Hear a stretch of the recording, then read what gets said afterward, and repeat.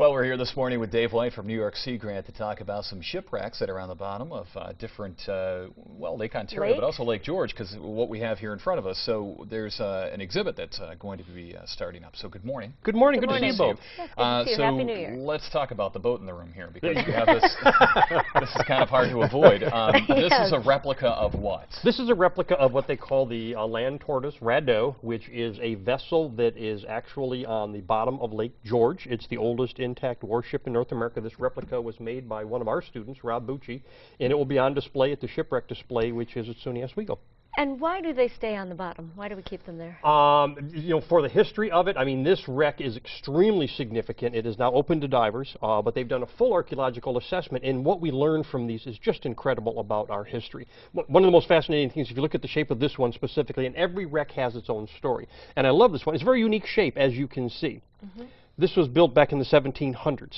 This is the same shape as the stealth submarine that we now have in the Navy, because this is designed for cannonballs to bounce off of, is why it was designed for this. And in fact, the reason it's on the bottom of Lake George is at the end of a summer and fall battle and war, they would actually submerge their boats with rocks in near shore, then go in the spring, take the rocks out, bring the boats back up, because they didn't want the enemy to get their boat. Well, this one happened to slide down into over 100 feet of water in Lake George.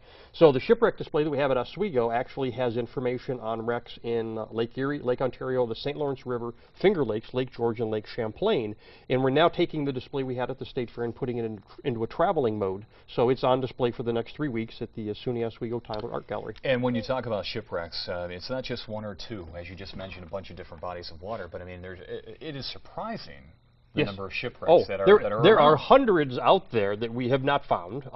You know, some have been found. Many of them are in deep water, not accessible. Many of them just provide a wealth of historic information about the development of our country, the battles that we were in, you know, the commerce. And what we've tried to do with the various wrecks that we highlight within the displays, there's 12 different wrecks highlighted, because we want to talk about the different boating styles, different types of boats that people can find on the bottom. Many of them are accessible to divers, and if not, it's just that maritime history. I mean, Benedict Arnold's gunboat is sitting on the bottom of Lake Champlain, fully intact, with the mast still sticking up.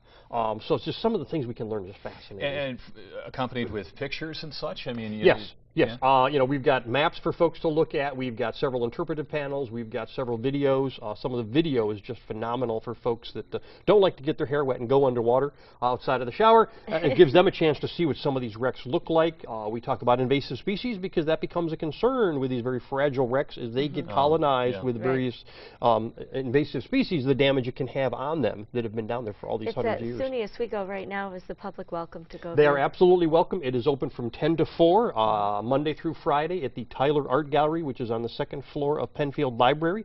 The campus is open to the community throughout the intersection, and they welcome the community to come in. Parking is free. So come on down, check it out, and enjoy the display. What are you going to charge me to get in? You specifically, we can talk. Beth, you can get in for free. It's free for everyone else. For you, we'll talk. I'll charge you. That's right. Free admission, so it'll be a good event to go to. Is it online as well for more information? Can they go to the SUNY Oswego website or anything? They can go to the SUNY Oswego website or the Sea Grant website. We'll have information up and online about it. Sounds good. Fantastic. Thank you. Good stuff. Thanks for hauling this in, too. Absolutely. Never leave home without a boat. You don't. Always prepared. Back here in a couple of moments.